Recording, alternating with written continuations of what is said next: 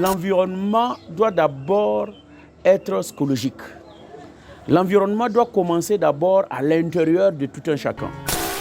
On dira qu'ils ne sont pas d'abord propres de l'intérieur ou c'est par manque de conscience ou comment? Sinon, l'environnement que Dieu nous a donné était déjà un environnement sain. Ouais. Ok?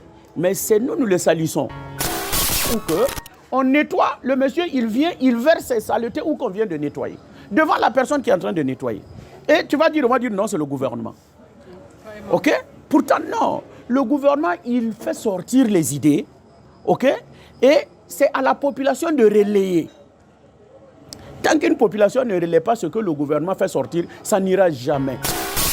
Je pense que si nous prenons un cas vivant qui est à limiter, de la 3e à la 6e, il y a 2 ans passés, les gens ne pensaient pas qu'on pouvait avoir un tel cadre dans la ville de Kinshasa.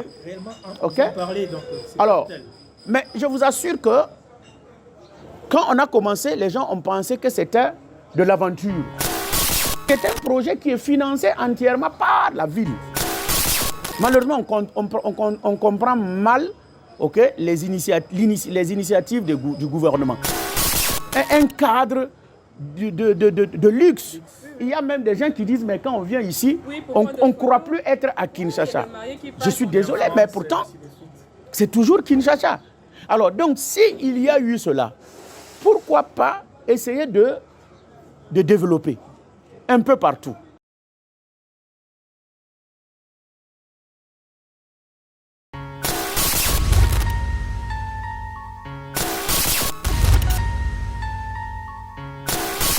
Bonjour à tout le monde, bonjour de là où vous êtes, de partout où vous nous suivez, cela dépendra de l'ère à laquelle vous allez nous suivre. Bonjour, c'est bel et bien nous encore dans votre émission Bopeto. Aujourd'hui, nous allons vous parler sur l'environnement. Comme vous le savez toujours, je ne suis pas seule, bien sûr, je suis avec mon confrère. Bonjour Platini. Bonjour Esti Mavungu et merci d'être ici avec moi sur ce plateau. Mesdames et messieurs, comme l'a dit ma consoeur Esti Mavungu, soyez la bienvenue dans ce numéro de Bopeto qui a donc ce dessous concept environnement et santé. Aujourd'hui, nous allons beaucoup plus vous parler sur l'environnement et sans plus tarder, nous avons invité pour vous l'expert qui va beaucoup plus nous parler de comment faire et de comment s'y prendre afin que nous puissions garder notre environnement propre. Comme l'a dit mon confrère Platini, nous avons invité pour vous une personne qui va très bien vous expliciter, vous parler, développer ces thématiques avec nous. Il est juste là à côté de moi. Bonjour Monsieur Félix. Bonjour madame, bonjour monsieur. Vous allez bien et tout? Je vais bien, et vous? Oui, ça va bien. Avec Monsieur Félix, nous allons parler de l'environnement. Une question, quel est le rôle de l'environnement dans notre vie? Effectivement, l'environnement est je dirais, un très gros mot. Voilà. Et si je peux m'en tenir à votre thème qui est Bopeto, donc je vais essayer de circonscrire la propriété dans l'environnement. Voilà. Alors donc, je pense que c'est de voir un peu notre mieux vivre, c'est-à-dire que mieux vivre autour de nous. Voilà, donc c'est d'avoir un milieu sain pour mieux vivre. Voilà. Merci Monsieur Félix. Je nous rappelle qu'il est expert en développement rural.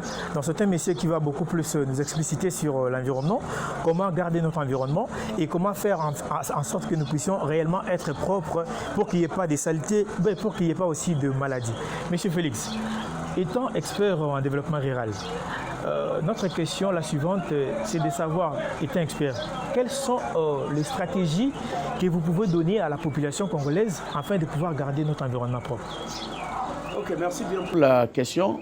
Alors, il faut dire que c'est trop complexe, dans le sens où que l'environnement doit d'abord être psychologique.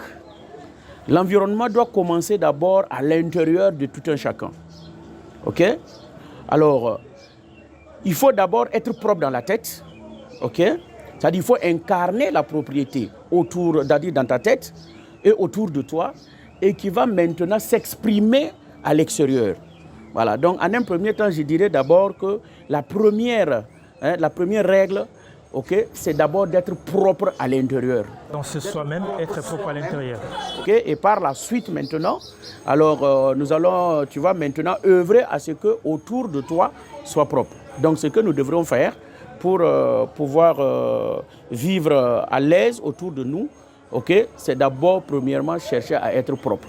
Il y a plusieurs facteurs, il y a plusieurs choses qui se font ces derniers temps. On ne sait plus comment garder notre environnement propre. Il y a l'insalubrité partout, les déchets partout. Les gens ne savent plus comment maintenir leur environnement propre. Je ne sais pas pourquoi on dira qu'ils ne sont pas d'abord propres de l'intérieur ou c'est par manque de conscience ou comment.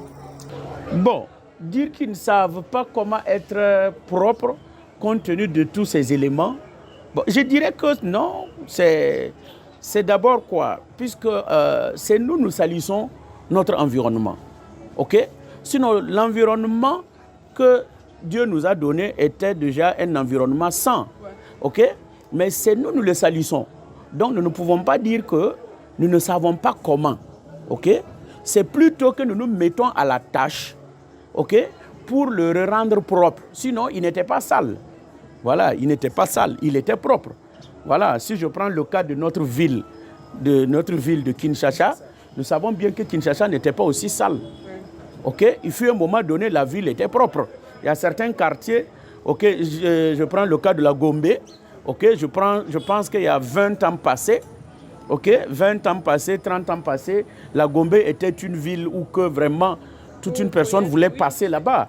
Voilà, et je prends le cas aussi de Pigeon, qui était aussi quand même un quartier très attrayant. Okay? Mais c'est plutôt notre comportement, okay, qui a rendu tous ces coins sales. Alors, donc ce qu'il faut faire, c'est de se remettre à la tâche, okay, d'abord de reconnaître que si la ville est sale, si on est sale, c'est nous-mêmes. Okay? Et qu'on se met au travail pour rendre propre notre ville. Donc, la solution, c'est de se mettre au travail. Merci beaucoup, M. Félix Mabunzo. En tout cas, on a aimé votre réaction, disons la question, la façon, la manière de répondre. Comment que les gens qui sont en train de nous suivre en ce moment, ils ont réellement compris ce que vous voulez leur dire. Par là, j'aimerais aussi poser une question. Le chef de l'État avait une fois, disons récemment, lancé les campagnes de changement des mentalités.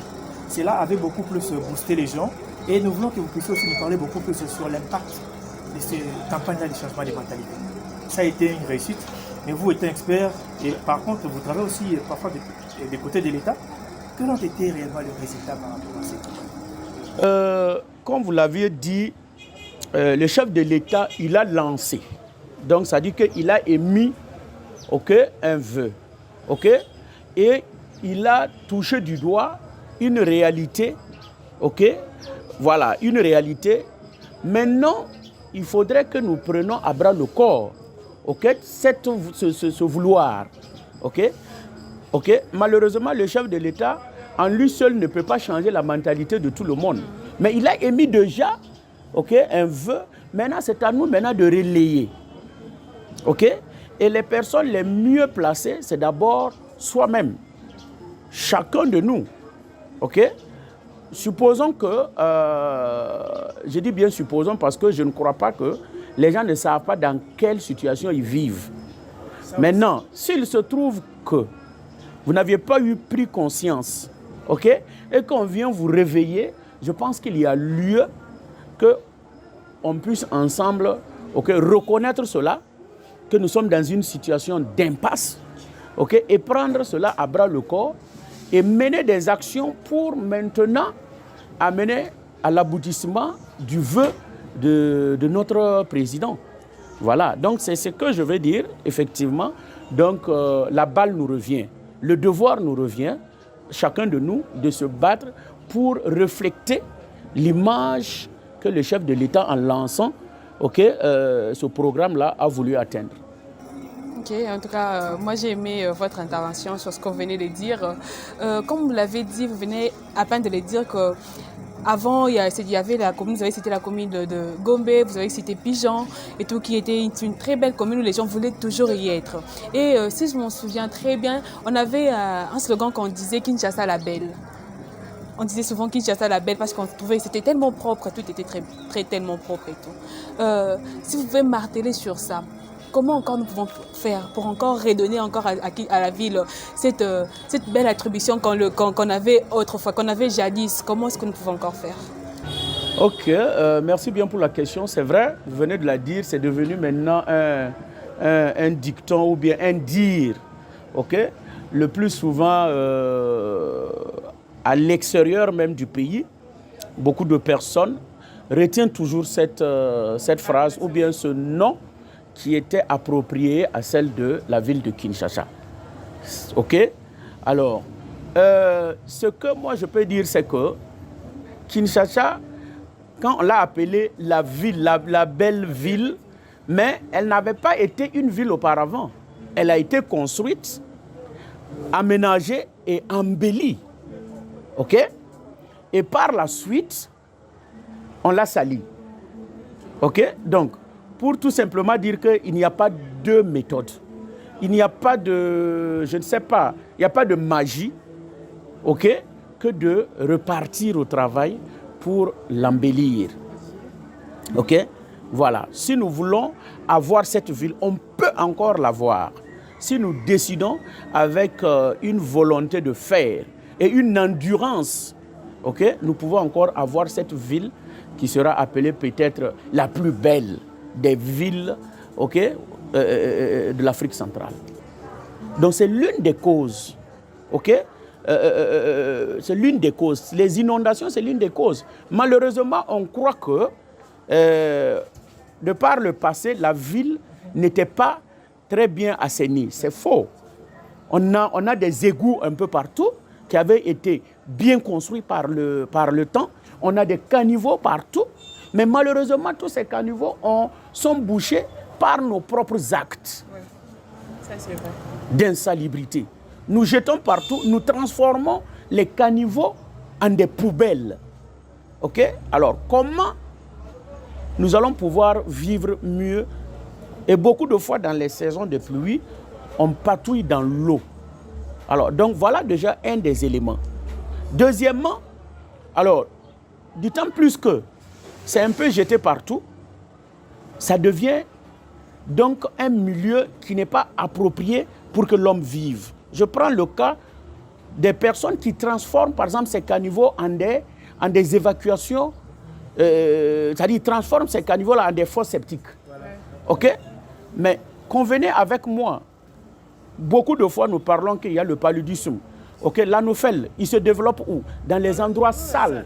Donc déjà, on va toujours passer notre temps, OK, à mourir du palu. Parce que si vous essayez de voir, on a toujours dit que, vous voyez, non, je dirais bien pratiquement 50% des maladies de Kinshasa, c'est toujours le palu. Et la typhoïde, c'est quoi? C'est une maladie de saleté. OK? Le palu, c'est quoi? C'est parce que l'anophèle est développé dans les saletés. Voilà, donc c'est pour tout simplement dire que ces deux causes, OK, viennent, OK, des désagréments de notre comportement qu'il faut éradiquer. Monsieur Félix, comme vous l'avez dit, que ça vient de nous, de notre comportement, de tout. J'allais savoir, c'est quoi l'implication de Kinois maintenant dans tout ça? Comment est-ce qu'ils doivent s'impliquer pour maintenir, pour améliorer notre environnement? Je dirais que nous devrons nous réveiller. D'autant plus qu'il y a pratiquement 5 ans passés, le gouvernement provincial a lancé un projet qui porte le même nom que votre thème, Kinbupeto. Déjà, c'était un pas. C'est la contribution des autorités. Déjà, c'était un pas que le gouvernement a tiré la sonnette d'alarme pour dire à la population, voilà un projet qui a été mis en place pour penser à la propriété de notre ville. Bon, malheureusement que le plus souvent, nous Kinois, nous jetons toujours la balle à l'autre. Nous pensons que on viendra développer autour de nous, quand bien même nous la salissons. OK? Et les gens, peut-être, je dirais, ont trop mal compris le projet Kinbupeto. Les gens ont compris que le projet Kinbupeto, c'est un projet où que non, le gouvernement va toujours faire sortir l'argent Ok? Je crois que c'est d'abord la meilleure occasion de pouvoir aussi éclairer Ok? ceux qui nous suivent. Voilà. Et on pense toujours, c'est vrai, le gouvernement lui fait déjà ce qu'il peut faire. Parce que nous avions vu que durant ces 5 dernières années, quand bien même les gens diront qu'ils ne sont pas satisfaits, mais on a vu qu'on balaie les routes. Ok? On essaie de nettoyer au fur et à mesure. Mais vous savez que c'est dans des conditions difficiles que ce travail est fait. Et cela ne vient de nulle part. C'est le comportement de la population. Parce qu'on en a vu des endroits où on nettoie, le monsieur, il vient, il verse ses saletés où qu'on vient de nettoyer.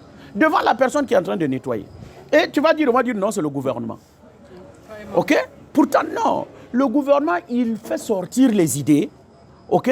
Et c'est à la population de relayer. Tant qu'une population ne relaie pas ce que le gouvernement fait sortir, ça n'ira jamais. Quel qu'en soit le projet. Est-ce que vous voyez? Quel qu'en soit le projet. Malheureusement, on comprend mal les initiatives du gouvernement. Voilà.